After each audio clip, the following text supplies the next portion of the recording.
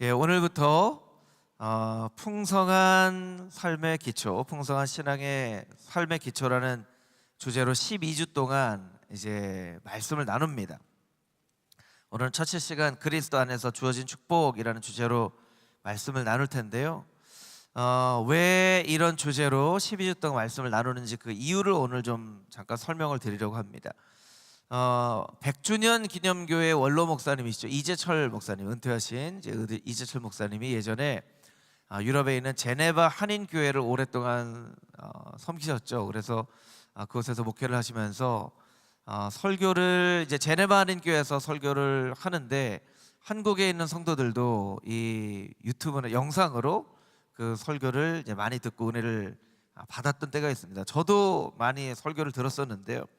제가 들었던 많은 설교 중에 굉장히 아직도 기억 남는 좀 충격적인 그런 구절이 있었어요. 어떤 구절이냐면 이런 구절입니다. 유럽에 와서 살다 보니까 느끼는 것은 한국 교회보다 유럽의 사회가 더 기독교적이라는 것이다. 우리는 사실은 유럽의 사회나 교회가 어떤지 잘 모르잖아요. 경험을 안 해봤으니까. 근데 유럽에 와서 살아보니까 유럽 사람들이 살아가는 방식 속에서 기독교 신앙과 철학이 곳곳마다 아주 깊게 스며들어 있다라는 거예요. 비록 유럽에 있는 교회들은 젊은이들이 많이 떠나고 쇠퇴하는 영향력을 과거의 영광보다는 많이 잃어버린 그런 교회들이 되었지만 그 한 사람 한 사람에게 남아있는 기독교 신앙은, 여러분 유럽은 적게는 2000년 기독교 역사가 있잖아요. 그 역사 가운데 세대를 거쳐서 삶의 모습 가운데 뿌리내린 그 기독교 신앙, 기독교 문화 어떻게 판단하는가라는 걸 놓고 볼 때 신앙적으로 판단하는 그런 부분들이 한국 교회보다 더 기독교적이라는 것이죠. 그래서 한때 한국 교회가 큰 부흥을 누리고 있을 때 우리가 유럽 교회를 걱정했던 때가 있었어요. 유럽 교회는 점점 젊은이들이 교회를 떠나고 교회는 다 나이 많은 어르신들만 있고 교회가 변해서 나이트클럽으로 바뀌거나 교회가 변해서 술집으로 바뀌거나 그런 일들이 일어난다고 합니다. 하면서 어떻게 그런 일들이 일어날 수 있습니까? 우리가 안타까워했던 그런 때가 있었어요. 그때 언제였냐면 한국 교회 부흥이 막 일어나고 있고 한국 교회 부흥이 끝나지 않을 거라고 생각했던 그런 때였죠. 근데 이미 한국 교회는 이렇게 쇠퇴기를 지금 맞이하고 있죠. 아주 엄청난 빠른 속도로 쇠퇴기를 맞이하고 있습니다. 어린 자녀들 복음화율이 2%다 이런 이야기를 놓고 보면 그것이 이제 한 15년 20년 지나면 진짜 2%, 지금 교회를 다니고 있는 이 교세의 2%만 남는다는 거예요. 그러니까 굉장히 심각한 거예요, 사실은. 예를 들면 금호중앙교회가 450명 성도라고 하면 2%면 얼마예요? 한번 계산해 보세요, 여러분. 그것밖에 안 남는 거예요, 이제 앞으로. 그런 이제 시대가 되어져 버렸습니다. 그리고 뉴스에 보니까 한국에도 이미 교회가 식당으로 바뀌거나 카페로 바뀌는 그런 교회들이 있더라고요. 김포인가 어디에 교회를 카페로 바꿨는데 막 차가 주말만 되면 막 많이 와서 막 교통 체증이 일어난다, 이런 이야기도 있고. 한국 교회 젊은이들이 막 사라지잖아요. 여러분, 청년부가 없고 아동부가 없고 유치부가 없는 교회들이 굉장히 많습니다. 굉장히 많아요. 금호중앙교회는 참 그 가운데도 하나님이 큰 은혜와 축복을 주셔서 아동부 친구들 데리고, 청년부 학생들이 데리고, 청년들이 자기 친구들 데려오고, 올해 들어서 교육부에, 청년부에, 청소년부에 사가족들이 친구들 데리고 오는 그런 일들이 있는 참 하나님의 복된 교회가 되고 있지만 그렇지 않은 교회들도 많이 있다는 거예요. 왜 이런 일들이 일어나는가? 잘 세워지는 것처럼 보이지만 신앙의 기초가 잘 쌓아지지 않았기 때문에, 올바른 신앙의 기초 위에 세워지지 않았기 때문에 높게 올라가다가 무너지는 거예요. 무너지는 거예요. 지금이라도 우리의 신앙의 기초가 무엇인지를 정확하게 다시 파악하고 그 기초를 세우지 않으면 언제 어느 타이밍에 교회가 무너질지 사실은 모르는 거예요. 예수님께서 말씀하셨죠. 반석 위에 교회를 세울 것이다.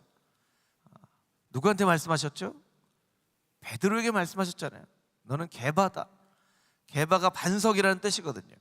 시몬은 갈대라는 뜻이에요. 히브리식 이름은 시몬이에요. 갈대였던 시몬을 반석인 게바로 예수님께서 선포하시고 베드로의 성품이 막 바뀌어서 그렇게 하신 게 아니에요. 베드로의 그 고백을 귀하게 여기시고 베드로의 미래에 너는 반석이 될 것이다라고 선포하시고 그 반석 위에 교회를 세우신다고 말씀하셨잖아요. 그러니까 반석 위에 교회가 세워져 가야만 합니다. 그렇지 않으면 유럽은 교회가 이렇게 어려움을 당해도 성도들 한 사람 한 사람, 사람들 한 사람 한 사람의 그 삶 가운데 남겨져 있는 기독교 유산이라는 것이 있기 때문에 그것이 기초가 되어 있는데, 사실은 우리는 기독교 역사가 그렇게 깊지 않기 때문에 이렇게 해서 기독교가 쇠퇴하고 나면 사실은 기독교 유산이라는 것, 문화라는 것도 남아있지 않은 그런 나라가 되어질 가능성이 크다는 거예요. 우리가 한때 한국의 전 세계의 큰 교회들이 한국에 많았고 정말 천만 크리스찬이라고 이야기했던 그런 때만 향수하면서 추억하면서 살아갈 것이 아니라 지금이라도 정신을 차리고 기초를 바로 세워야만 한다는 것이죠. 여러분, 금호중앙교회도 마찬가지입니다. 금호중앙교회는 지금도 아주 훌륭한 교회예요. 할렐루야. 지금도 아주 훌륭한 교회예요. 그런데 더 훌륭한 교회가 되어지기 위해서는 양육과 훈련이 필요합니다. 양육과 훈련이 필요해요. 여러분, 성경에 보면 제자라는 말이 나오고 사도라는 말이 나오는데 제자와 사도가 어떤 차이가 있는지 여러분 아세요? 제자와 사도 같은 사람들이거든요. 다른 사람들을 지칭하는 말이 아니에요. 그런데 복음서에는 제자란 말이 훨씬 많이 나오고 복음서에도 사도란 말이 있긴 있죠. 그런데 사도행전이나 서신서에 보면 제자라는 말보다 사도라는 말이 훨씬 더 많이 쓰여져요. 제자는 예수님을 따르는 사람이죠. 사도는 보내심을 받은 사람이에요. 그러니까 복음서에 보면 예수님께서 제자를 왜 세우셨냐면 자기와 함께 있게 하시려고 제자를 부르셨다는 거예요. 그러니까 제자는요, 우리가 제자가 돼야 됩니다, 그리스도의 제자가 됩니다, 당신은 제자입니까, 이런 얘기를 하지만요, 복음서의 말씀을 보면요, 사실은 우리가 본받을 만한 제자의 모습은 그렇게 많지 않아요. 제자의 모습들은 서로 높아지겠다고 서로 싸우거나 시기하거나 예수님의 뜻을 알지 못하거나 겟세마네 동산에서도 마음은 원이로되 육신은 연약하여 잠자고 있는 이런 제자들의 모습이 있거든요. 그러니까 우리가 제자입니까? 제자가 돼야 됩니다라고 하면서도 사실은 제자의 모습을 잘 살펴보지 않는 거예요. 여러분, 한번 살펴보세요. 제자의 어떤 모습을 여러분이 담고 싶은지를 한번 성경을 통해서 한번 찾아보시면 제자는 제자로서 그렇게 닮고 싶은 모습이 복음서에 많이 나와 있지 않아요. 예수님을 따랐다라는 거죠. 따랐다라는 거예요. 3년간 예수님을 따르고 난 이후에 성령의 충만함을 받고 그들은 사도가 됩니다. 사도는 아포스텔로 보냄을 받은 자라는 거예요. 그러니까 사도의 큰 차이는 이루어야 될 미션이 있는 거예요. 행해야 될 일이 있는 거예요. 제자는 그냥 예수님을 따라서 예수님을 본받고 싶어하는 사람이지만 사도는 그것 말고 이루어야 될 미션이 있는 거예요. 여러분, 금호중앙교회가 이대로 참 좋은 교회이지만 금호중앙교회가 한 단계 제자에서 사도로 변화되어지는 사도행전의 성령 충만의 사건과 같은 그런 터닝 포인트가 있어야 되는데 그 터닝 포인트가 있기 위해서는요, 분명히 훈련과 양육이 필요합니다. 왜냐하면 예수님의 제자들도 훈련을 받았거든요. 훈련을 받았어요. 그러니까 우리가 지금도 훌륭한 교회이지만 하나님께서 금호중앙교회를 67년 전에 이 땅에 세우신 그 목적을 이루어드리기 위해서는 전 교인들이 훈련하고 양육하는 그런 필요가 있어요. 여러분, 이미 양육과 훈련을 받고 있죠. 어떤 훈련 받고 있죠? 성경 암송 훈련 받고 있죠. 성경 통독 훈련 받고 있죠. 근데 사실 이거는 훈련이라고 할 수는 없죠. 여러분, 훈련하면 어떤 게 딱 떠올려야 되냐면 빨간 모자를 쓰고 차렷! 일축시옷! 차렷! 엎드려 뻗쳐! 팔굽혀펴기 한다. 엎드릴 때 성령, 일어날 때 충만, 성령 충만, 성령 충만. 예배 드리러 나오기 전에 저 입구에서 한 100번쯤 하고 이렇게 와야 그게 훈련이에요. 왜냐하면 예수님의 제자들은 그것보다 더 훨씬 훈련을 많이 받았거든요. 그러니까 사실은 지금은 훈련 초기 단계이기 때문에 그렇게 이제 훈련하는 거지만, 사실은 이렇게 양육이나 훈련의 토양이 조금씩 이제 만들어 가면 사실은 교회가 뭐 6개월 코스이든지 1년 코스이든지 아니면 뭐 2년 코스이든지 훈련 프로그램을 해서 성경에 대해서, 기도에 대해서, 예배에 대해서, 섬김에 대해서 훈련받는 그런 훈련이 필요해요. 그래서 그런 훈련을 하고 있는 교회들이 있죠. 훈련하고 있는 대표적인 것이 이제 제가 훈련을 받았던 온누리 교회는 1:1 제자 양육이라는 16주 그런 과정이 있어요. 그리고 이 풍성한 삶의 기초라는 것은요, 이미지를 좀 보여주시면 좋을 것 같은데요, 이게 책의 제목입니다. 풍성한 삶의 기초. 이것은 나들목 교회라고 하는 교회 김형국 목사님이 그 교회 성도들을 사도로 훈련시키기 위해서 12주간의 과정을 가지고 훈련한 거예요. 한 챕터마다 4개의 작은 읽는 그런 자료가 있어요. 그래서 이 어떤 훈련을 받냐면 매일매일 4번을 읽고, 한 주는 동반자, 양육자가 동반자고 만나서 1:1로 성경 공부를 하는 것을 12주 하는 거예요. 그래서 이 과정을 양육 담당인 최영빈 목사님하고 좀 나누면서 우리가 한번 살펴보고 이것이 금호중앙교회 훈련 프로그램이 될 수 있을지, 이걸 정하는 건 아닙니다.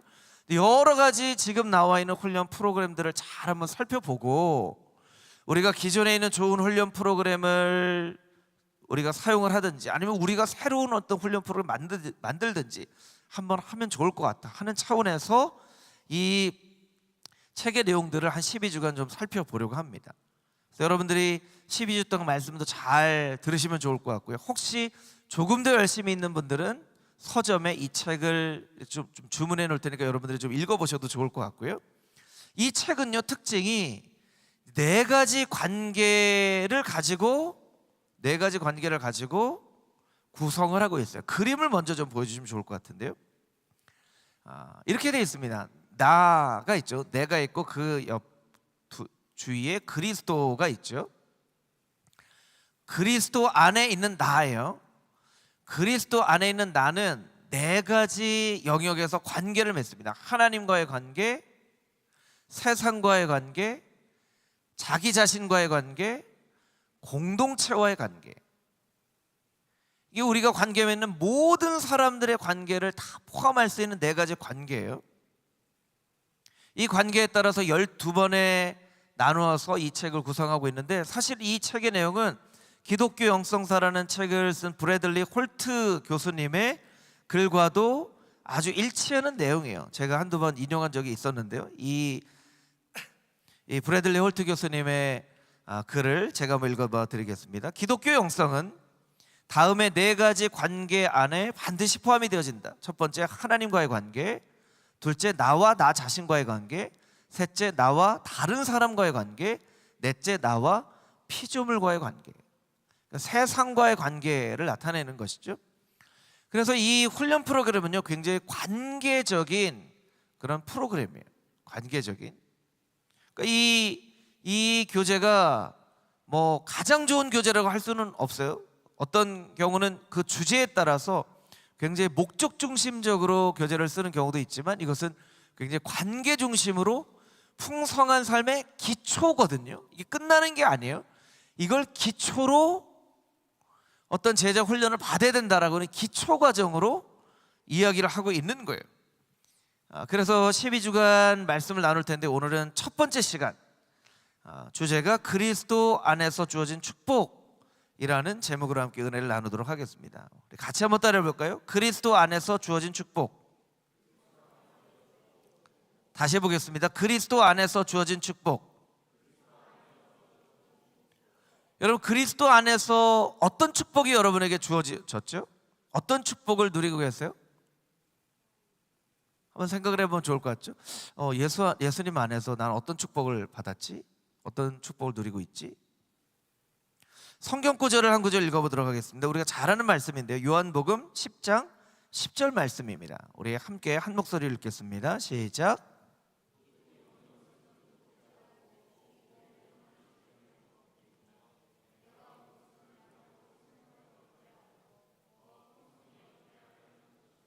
예수님께서 오신 것은 양으로 생명을 얻게 하되 더 풍성히 얻게 하려고 오신다는 거예요.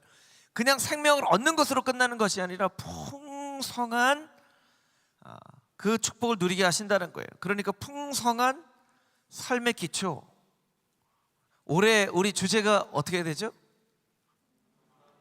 풍성한 은혜를 누리는 교회. 예. 우리 올해 주제하고도 일맥상통합니다, 여러분. 예, 풍성한 삶을 누리는 것. 특별히 오늘 그리스도 안에서 우리가 어떤 풍성한 삶을 누릴 수 있는가, 어쩌면 우리가 잘 알고 있는 내용일 수도 있어요. 한번 정리하는 차원에서 저는 두 가지 축복을 오늘 함께 나누려고 합니다. 첫 번째는 그리스도인, 특별히 자녀됨이 자녀가 되는 축복이고요. 두 번째, 자녀됨의 권세를 누리는 축복이에요. 우리 첫 번째 같이 따라해 보겠습니다. 그리스도인이 되는 축복, 자녀됨의 권세를 누리는 축복. 축복이 너무나 많지만 두 가지만 오늘 나눠보도록 할 텐데요, 첫 번째는 그리스도 안에서 누리는 축복은 바로 그리스도인이 된다는 축복이에요. 여러분, 하나님의 자녀가 되는 것만큼 더 큰 축복은 없죠. 여러분, 그 사실 믿으십니까? 하나님의 자녀가 되는 것만큼 큰 축복은 없어요. 근데 하나님의 자녀가 되기가 너무나 쉬워요. 그리스도인이 되기가 너무나 쉬워요. 여러분, 어떻게 하면 그리스도인이 되죠? 그리스도인이 되는 방법 뭐가 있죠? 예수님을 믿기만 하면, 예수님 믿기만 하면. 조금 다르게 표현하면 교회 문을 똑똑똑 두드립니다. 누구세요? 저는 좀 교회 다니고 싶은 사람인데요. 잘 오셨습니다. 새가족 과정이 있습니다. 금호중앙교회는 2주 과정을 하면 되는데 2주 과정을 마치면 등록교인이 됩니다. 주보에 이번 주에 안광국이라는 새 가족이 등록 과정을 다 마치고 금호중앙교회 등록교인이 됐습니다. 등록교인과 그리스도인은 다르지만 실제적으로는 우리가 교회 일원이 된다는 것, 그것 자체가 그리스도인이 된다는 의미이죠. 조금 더 이렇게 설명을 할 수 있을 것 같아요. 세 가지 방법이 있는 것 같아요. 첫 번째, 부모님이 신앙인인 경우에 태어나면서 그리스도인이 되죠. 여기 나와 있는 것처럼 그걸 모태신앙이라고 하죠. 모태신앙. 저는 모태신앙이에요. 어머니가 뱃속에 있을 때부터 교회를 다니셨기 때문에 응애하면서부터 저는 이제 교회 다닌 거죠.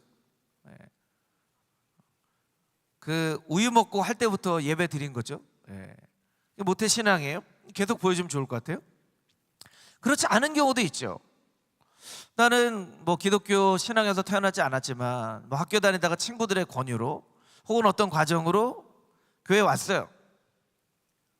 너 영접기도 했어? 영접기도가 뭐예요? 이렇게 예수님 믿는다라고 기도해야지. 그래? 그거 나 좀 할 수 있도록 해줘. 대표적인 것이 이제 CCC에서 나오는 사형리잖아요.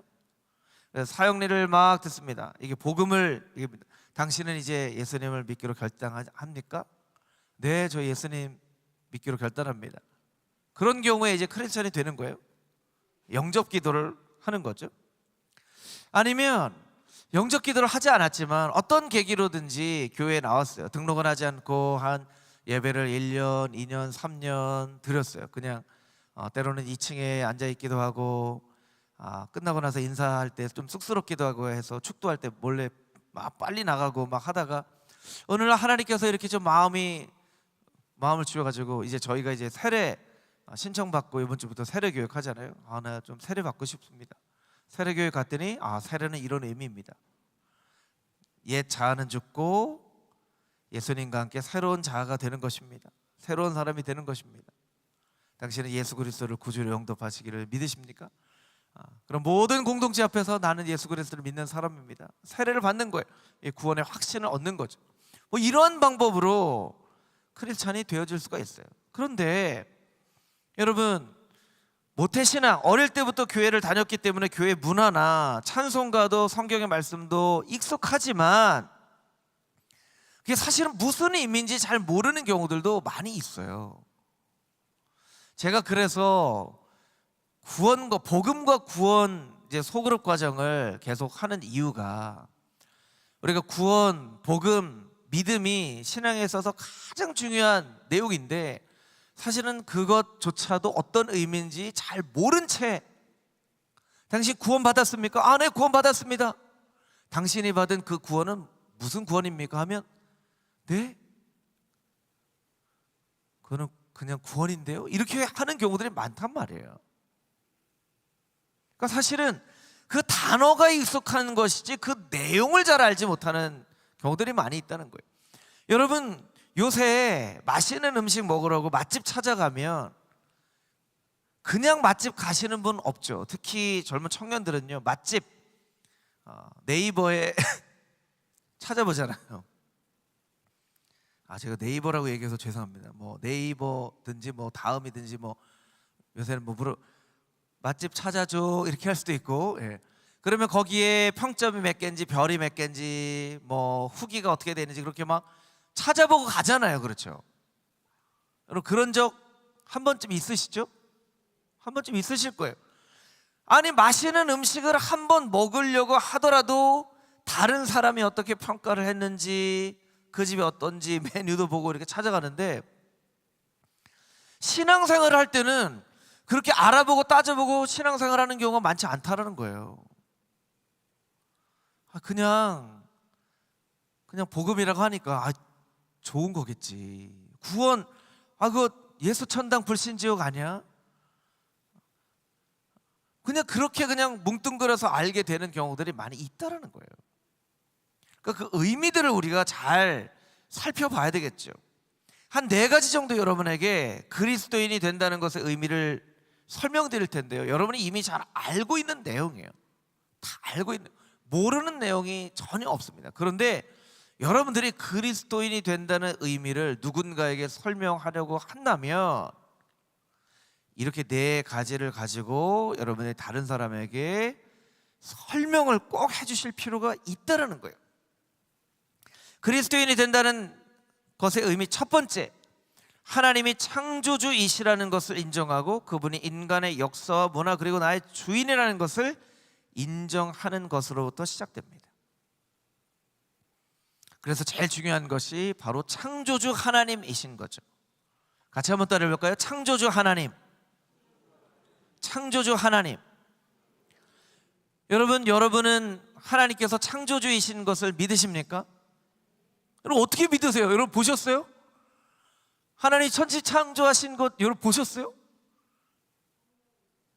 성경에 있기 때문에. 누가 그렇게 물어본단 말이에요. 하나님은 이 천지 만물을 창조하신 창조주야, 너 봤어? 그러면 우리가 대답을 해줘야 되는데 우리가 거기서 입을 딱 막고 말하지 못하는 경우들도 있다는 거예요. 히브리서 11장 3절은 이렇게 우리에게 말합니다. 히브리서 11장 3절 말씀 우리 같이 한번 읽어보겠습니다. 시작. 믿음으로 모든 세계가 하나님의 말씀으로 지어진 줄을 우리가 아나니 보이는 것은 나타난 것으로 말미암아 된 것이 아니니라. 아멘. 믿음으로 모든 세계가 하나님의 말씀으로 지어진 줄을 우리가 아나니, 믿음으로 아는 거예요. 이 믿음은 무엇을 근거로 한 믿음이죠? 하나님의 말씀을 근거로 한 믿음이에요. 여러분, 믿음에는요 근거가 중요해요. 근거가 중요해요. 뭐 이렇게 했대. 그래? 그거 어디서 봤어? 뉴스에서 들었어. 어떤 뉴스에서 들었어? 뭐 이런 뉴스에서 그러면 맞겠네. 이랬대. 그거 누구한테 들었어? 안광국 목사님한테 들었어. 안광국 목사님한테 들었으면 그거 맞겠네. 반대가 되면 안 되겠죠? 안광국 목사님한테 들었으면 그거 약간 의심해 볼 필요가 있는데 이러면 안 되겠죠? 근거가 중요한 거예요. 근거가. 여러분, 믿음은요 근거가 중요합니다. 근거가 없는 믿음을 맹목적인 믿음이라고 하죠. 우리의 신앙은 근거로 한 믿음이어야 합니다. 그래서 성경 말씀을 근거로, 성경 말씀에는 오랜 역사 동안 신앙을 가졌던 사람들의 꼬리를 묻는 그런 고백과 믿음의 결단과 이런 삶이 나타나 있는 거잖아요. 그러니까 이런 것을 근거로 천지가 하나님께서 창조하신 것인지를 우리가 아는 거예요. 여러분, 법원의 판결이 내려지잖아요. 법원의 판결. 그런데요, 100%, 단 0.000000001%의 가능성도 없이 판사는요, 그 재판이 일어날 때 그곳에서 그 사건이 일어난 것을 직접 보거나 경험한 일이 분명히 없는 사람이에요. 없는 사람이에요. 한 번이라도 할 수가 없어요. 그런데 증거를 바탕으로, 증인을 바탕으로 연구를 하고 판결을 내리잖아요. 유죄, 무죄 하는 거잖아요.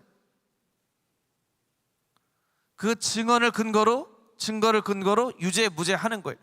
여러분, 이 지구상에 있는 모든 재판의 판결은 믿음의 판결이에요. 믿음의 판결이에요. 그것을 직접 보거나 경험해서 판사가 이거는 맞다라고 하는 게 아니에요. 그런데 여러분, 법원의 판결은 우리가 실제로 그대로 인정하잖아요. 인정하잖아요. 여러분, 법원이 판결했는데 나는 그 판결 인정할 수 없습니다. 저는 감옥에 갈 수 없습니다. 그런다고 감옥에 안 보내나요?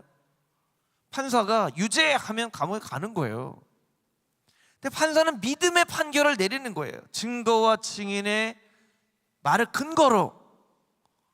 그런데 그 모든 판결은 다 믿음의 판결을 다 그대로 받아들이는데, 왜 성경에 나와 있는 이렇게 수없이 많은 사람의 증거와 증인의 말을 통해서는 하나님의 천지를 창조하셨다는 것 사실이라고 생각하지 않고, 봤어? 하나님 천지 창조하는 거 봤어? 너 하나님 봤어? 예수님 만났어? 왜 이렇게 얘기를 하냐는 거예요. 이거 굉장히 이해가 안 되는 거죠. 똑같은 일인데 꼭 신앙과 관련해서만큼은 우리가 믿지 않으려는 그런 경향이 있다는 거예요. 그래서 여러분, 하나님이 창조주 하나님이시라는 것, 이것이 그리스도인이 된다는 것의 아주 가장 기본적인 그런 전제 조건이 되어진다는 거예요. 두 번째, 그리스도인이 된다는 것의 의미에 두 번째 의미가 있습니다. 인간은 하나님이 주인이신 것을 거부하고 스스로 주인이 되고자 했습니다. 가장 대표적인 사건이 바벨탑 사건이죠. 이것을 죄라고 합니다. 따라서 모든 인간은 죄인입니다. 로마서 3장 23절 말씀 우리 같이 한번 읽어보겠습니다. 시작. 모든 사람이 죄를 범하였음에 하나님의 영광에 이르지 못하더니. 아멘. 모든 사람이 죄를 지었대요. 여러분, 모든 사람이 죄를 지었대요. 그럼 모든 사람이 어떻게 죄를 지었죠? 모든 사람이 죄를 지었대요. 여러분, 지난 한 주간 죄 지으셨나요? 다 죄 지으셨어요? 나는 지난 한 주간은 죄 안 지은 것 같다 하시는 분 없어요? 나는 평생 정말 깨끗하게 살았습니다. 내가 무슨 죄 졌어요? 이렇게 얘기를 하는 사람들도 있다라는 거예요. 여러분, 이 죄는요, 우리가 그냥 죄를 짓는 뭐 도둑질, 살인, 강도 이런 죄가 아니에요. 하나님을 주인으로 인정하지 않는 것 자체가 죄라는 거예요. 그것을 성경에서는 죄라고 이야기합니다. 영어의 죄라고 하는 sin이라는 말을 또 이렇게 설명을 하더라고요. sin, S-I-N 안에 가운데 있는 단어 알파벳이 뭐예요? I죠, I. S-I-N. 그러니까 sin은 나 자신이 중심인 상태를 의미하는 것이다. 뭐 이렇게 그냥 설명을 하는 거예요. 이건 그냥 sin이라는 단어로 설명을 하는 거예요. 그러니까 나 자신이 주인이 되는 것, 그 자체가 죄라는 거예요. 이 김영국 목사님의 풍성한 삶의 기초라는 책에 보니까 이런 이야기가 나오더라고요. 어떤 한 목사님하고 얘기를 하는데, 그 목사님 딸이 어린 딸인데 자꾸 코딱지를 파가지고 먹어요. 애들이 그러는 경우 있잖아요. 애들이 그런 경우가 있어요. 우리 애들도 좀 그런 경우가 있어요. 이렇게 몰래 이렇게 이렇게 하면서 이렇게 뭘 분명히 뭐 먹을 걸 준 게 없는데 뭐 우물우물 이렇게 먹는 경우가 있단 말이에요. 그 코딱지를. 그러면 그걸 보는 엄마는 기겁, 너 뭐 먹어? 뭐 먹어? 그 찌지야. 그거 먹으면 안 돼. 그걸 코딱지를 먹어. 먹을 거야 안 먹을 거야? 안 먹을게요. 또 먹을까요 안 먹을까요? 또 먹어요. 또 먹어요. 근데 어느 날 얘기를 한 거예요. 코딱지를 이렇게 먹으려고 이렇게 하는 걸 보고, 너 거기 멈춰. 그 코딱지 먹지 마. 그랬더니 딸이 엄마를 짝 째려보더니 이렇게 얘기해. 이거 내 거야. 이러면서 딱 먹었다는 거예요. 이거 내 거야. 이거 내 코딱지야. 그거 먹었다는 거예요. 그냥 해프닝 같은 모든 가정에 있을 법한 해프닝을 보면서 인간의 죄성이라는 것이 그거라는 거예요. 내 거예요. 상관 마세요. 내 맘대로 할 거예요. 너 이거 죄야. 그거 더러운 거야. 내 거예요. 내 맘대로 할 거예요. 코딱지를 먹는 어린아이처럼 인간은 그렇게 산다는 거예요. 하나님은 우리 아버지로서 우리가 날마다 말씀을 하세요. 말씀 가운데, 사건 가운데, 양심 가운데 말씀하세요. 안 돼! 먹지 마! 그럼 안 돼! 우리는 어떻게 해요? 내 거예요! 내 마음대로 할 거예요. 상관하지 마세요. 한다는 거예요. 그게 바로 죄라는 거예요. 내 감정대로, 내 판단대로 나 중심인 상태가 바로 죄라는 거죠. 이것이 이제 그리스도인이 된다는 의미의 두 번째 의미예요. 첫 번째가 뭐였죠, 여러분? 첫 번째가 뭐였죠? 방금 전에 했는데 창조주 하나님. 두 번째, 우리는 모두 다 죄인이다는 거예요. 세 번째, 죄는 반드시 형벌이 있습니다. 우리는 이 죄에 대해서 값을 치를 수 있는 능력이 없기 때문에 예수님께서 대속 죄물이 되셔서 우리를 대신해서 죄의 값을 치르기 위해서 십자가에서 돌아가셨다는 것입니다. 예수님께서 십자가에서 돌아가셨다는 것. 이것을 가지고 어떤 사람들은 이게 그냥 예수님이 진짜 돌아가신 게 아니라 하나님이 어떻게 형벌을 받고 돌아가십니까?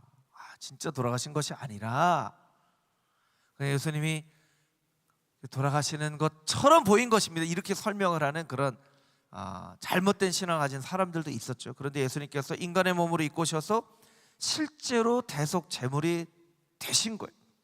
왜냐하면 실제로 죄에 대해서는 형벌이 있기 때문에 예수님께서 대속 제물이 되셨다는 거예요. 첫 번째, 창조주 하나님. 두 번째, 우리는 모두 다 죄인입니다. 세 번째, 예수님께서 대속 제물이 되셨습니다 하는 것이죠. 마지막으로 네 번째, 예수님의 십자가의 죽음으로 나타난 하나님의 사랑을 받아들이고 예수님을 나의 삶의 주인으로 영접하면 나는 하나님의 자녀가 될 수 있습니다. 영접하는 자에게는 하나님의 자녀가 되는 권세를 주셨다고 말씀하셨죠. 영접을 하면, 예수님을 영접하면, 첫 번째, 창조주 하나님, 우리는 다 죄인입니다. 예수님께서 대속 제물이 되셨습니다. 그 예수님을 믿고 영접하면 하나님의 자녀가 될 수 있습니다. 이것이 그리스도인이 된다는 것의 신학적인 뼈대가 되는 의미예요. 창세기부터 요한계시록까지 여기에다 살을 붙일 수는 있을지 모르겠지만 이 뼈대 외에 다른 것을 추가하는 것은 사실은 잘못된 교리라고 할 수 있어요. 그러니까 이 네 가지 뼈대가 되는 교리를 우리가 잘 이해를 해야 한다는 것이죠. 오늘 본문의 말씀 로마서 14장 7절에서 9절까지 있는 말씀을 같이 한번 다시 읽어보도록 하겠습니다. 시작.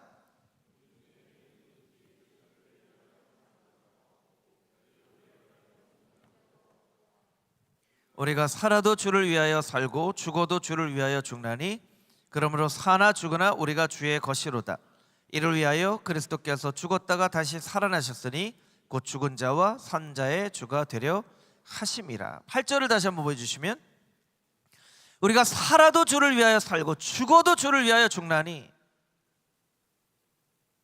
여러분, 한다는 것은요, 그냥 감사해요. 아, 내 주인이 되어 주셔서 감사해요, 하나님. 감사합니다. 이러고 끝나는 게 영접이 아니에요. 영접이라는 것은 무엇이냐면요, 그분이 내 안에 들어와서 사실 수 있도록 하는 거예요.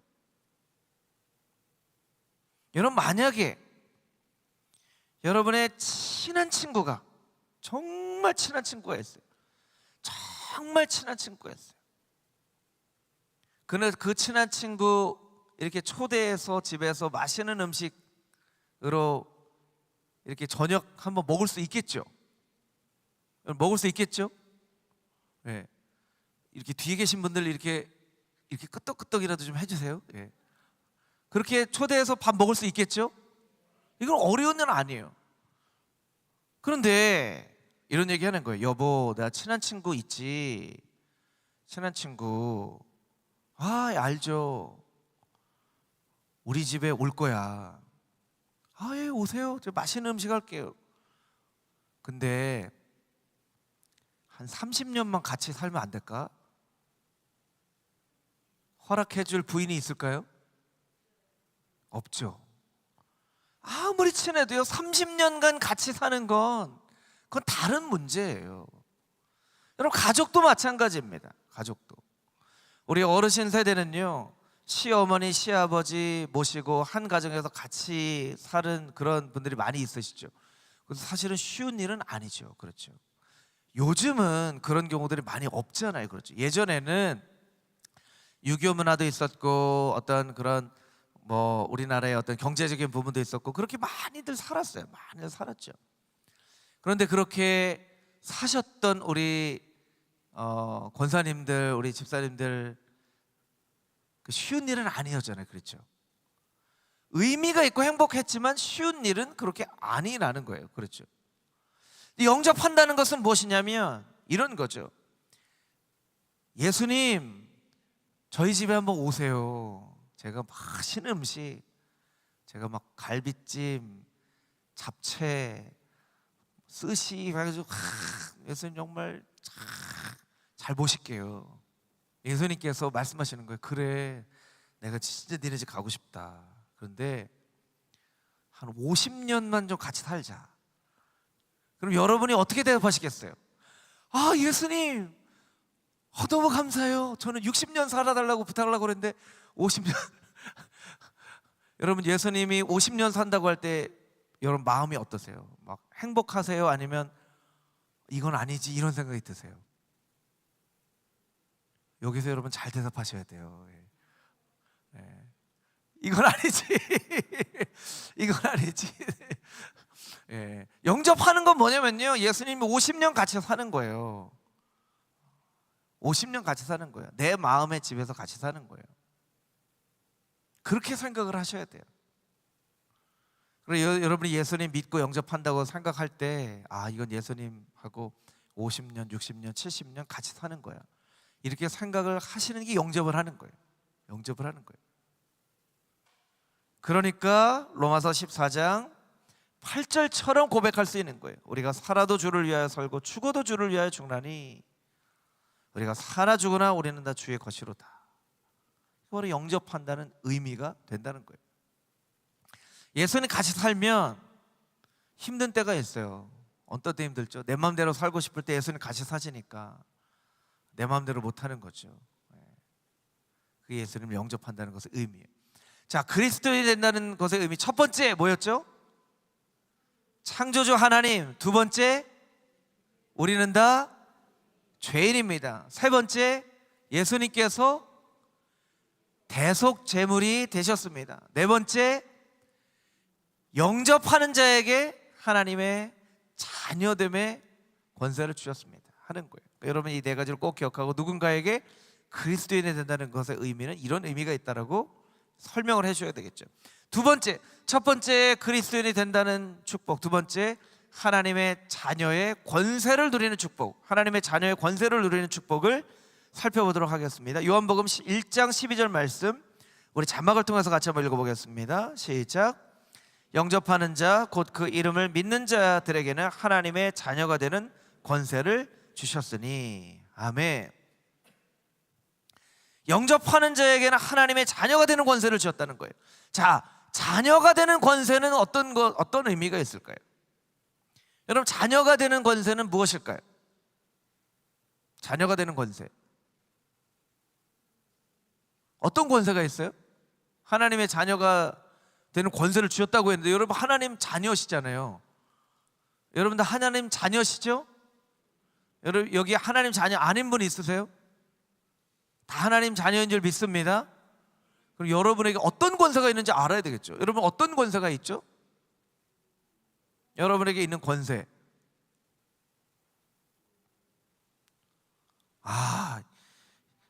이 자녀가 된다고 할 때는 대답을 크게 했는데, 권세하니까 나한테 무슨 권세가 있지?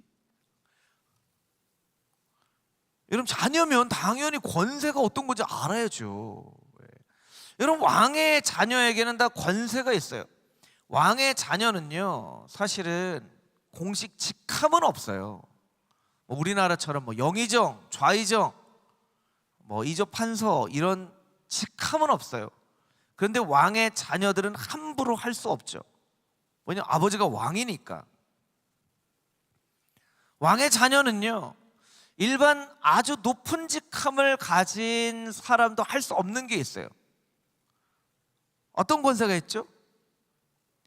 아버지 하는 권세가 있죠. 아버지 하는 권세가 있어요. 아버지, 그래 아들아, 제가 이런 게 힘들어요. 제가 이런 게 기뻐요. 아버지, 오늘 아버지랑 같이 밥 먹고 싶어요. 그래, 와서 같이 밥 먹자. 여러분 이게 자녀의 가장 큰 권세예요. 우리는요 권세하면 어떤 생각을 하냐면, 하나님이 우리에게 어떤 권세를 주셔서 그 권세를 세상에 나타내고 뭔가 발휘하고 하는, 그거를 우리가 생각을 해요. 여러분 그 권세 이전에 하나님의 자녀가 되는 권세는 뭐냐면요, 아버지 하는 권세예요. 여러분 다윗의 자녀들이 왕의 식탁에서 늘 함께 먹었잖아요. 특별히 요나단의 아들인 무비보셋도 왕자들과 함께 왕의 식탁에서 같이 먹었단 말이에요. 여러분 왕하고 밥 한 번 먹으려면요 그건 쉬운 일이 아니거든요. 쉬운 일이 아니에요. 아무나 먹을 수 있는 게 아니에요. 가장 잘할 수 있는 성경 말씀은 에스더서죠. 에스더. 아수에로 왕에게 나가야 되는데 왕이 호를 이렇게 내밀기 전에는 왕에게 나올 수가 없어요.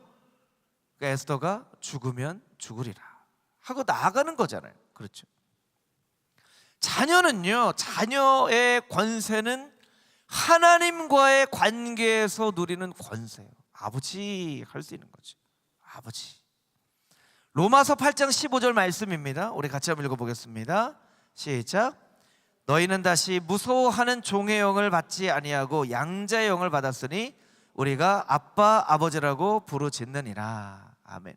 아빠 아버지라고 부르짖느니라. 로마서에 특별히 그냥 아버지라고 얘기하지 않고 아빠 아버지라고 부르짖는다는 거예요.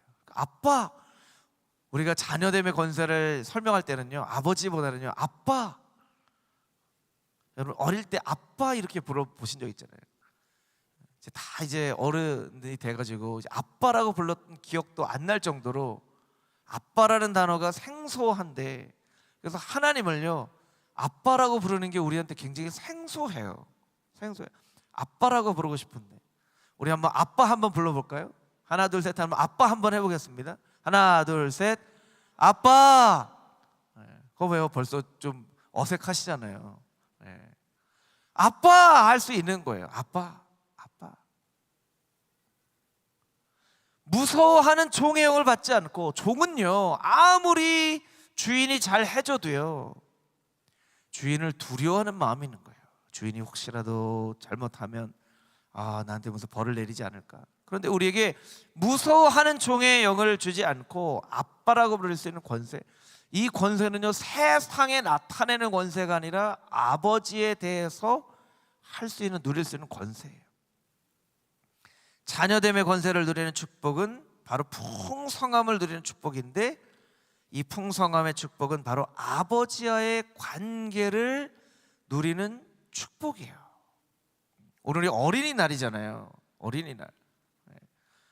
분명히 우리 예담이한테 어떤 그런, 어디서 얘가 그런 걸 배웠는지 모르겠지만 어린이날 선물을 이미 땡겨서 엄마한테 몇 주 전에 받았어요.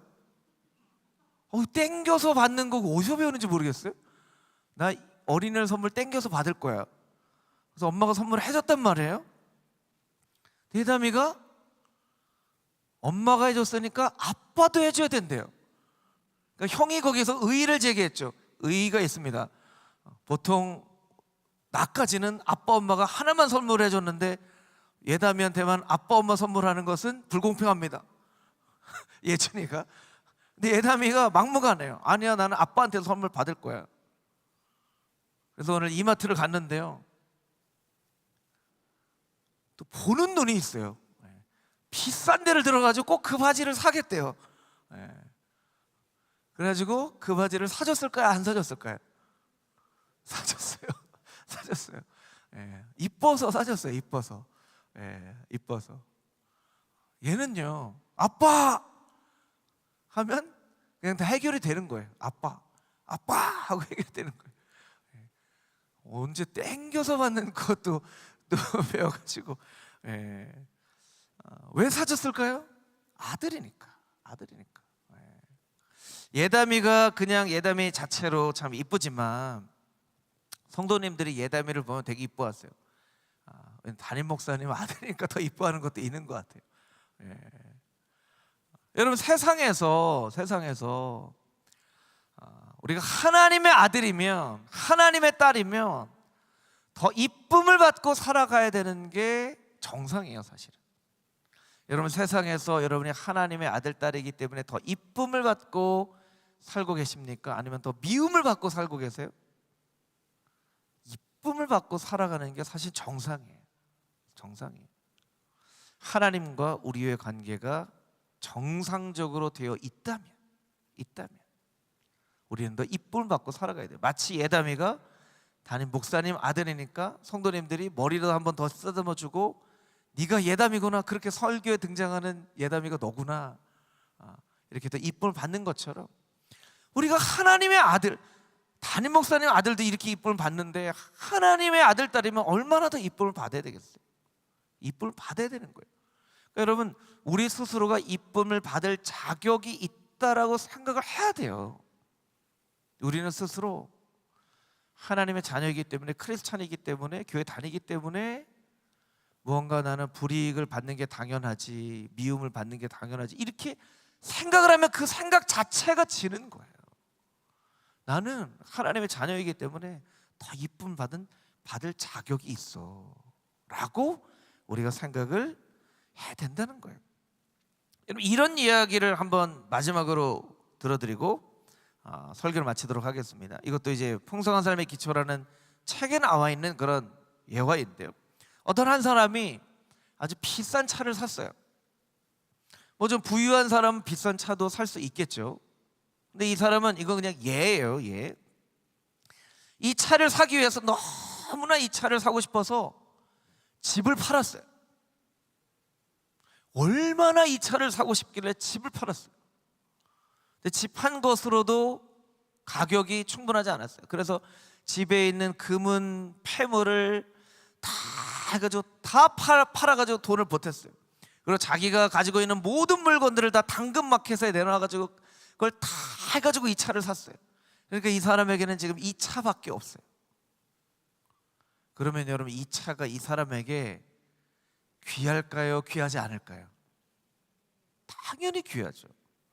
어떤 사람이 돈이 많아서 그냥 차를 사는 것과 이 차를 사기 위해서 집도 팔고 금도 팔고 은도 팔고 당근마켓에 쓰던 것도 다 팔아서 모든 게 다 팔아서 완전히 다 팔아서 이 차를 샀다고 하면 이 차가 어디 흠집이 날까 정말 조심조심하고, 차 주차돼 있어도 쉬는 시간에 한번 가서 차 괜찮은지 한번 보고, 점심시간에 괜찮은지 보고 그럴 거예요. 계속 볼 거예요.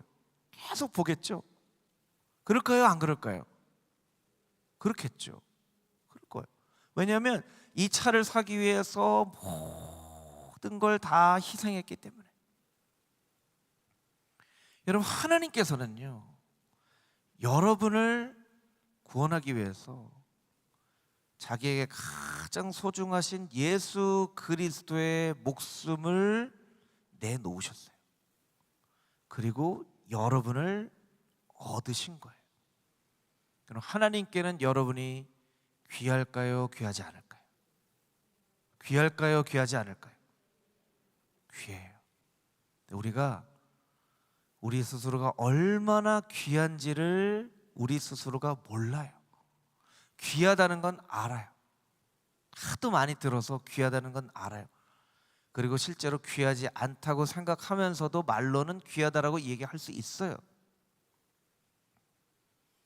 근데 여러분, 모든 걸 다 팔아서 어떤 한 차를 산 사람의 이야기를 한번 떠올리시면서 하나님이 하나뿐인 독생자 아들의 목숨을 대속제물로 주셔서까지 우리를 구원해 주셨는데 우리가 하나님께 얼마나 귀한 존재인가.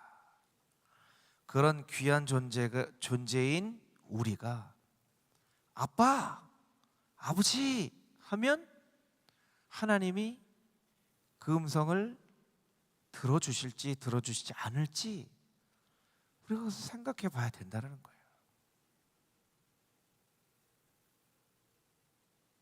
자녀됨의 권세는 세상에 나타내는 권세가 아니라 하나님과의 관계에서 누리는 권세라는 거예요. 우리 마지막으로 요한복음 14장 13절 말씀을 함께 읽겠습니다. 요한복음 14장 13절 말씀입니다. 시작.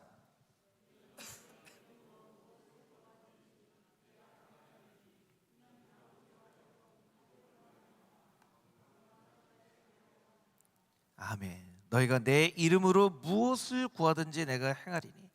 왜 무엇을 구하든지 하나님께서 행해 주신다고 말씀하셨죠? 우리가 그만큼 귀한 사람이기 때문에, 귀한 아들이기 때문에, 귀한 자이기 때문에, 그리고 우리가 구하는 것으로 통하여서 예수 그리스도께서 영광을 받으시게 하시라고 우리의 구하는 것들을 들어주신다는 거예요. 여러분, 그리스도 안에서 누릴 수 있는 축복이 하나님의 자녀됨의 특권인 것을 잊지 않고 우리가 얼마나 귀한 존재인 것을 깨달아 알고 우리가 기도할 때, 예배할 때 하나님은 우리를 어떻게 생각하실지를 우리가 잘 기억하고 우리가 하나님 앞에 예배하고 기도할 필요가 있다는 거예요.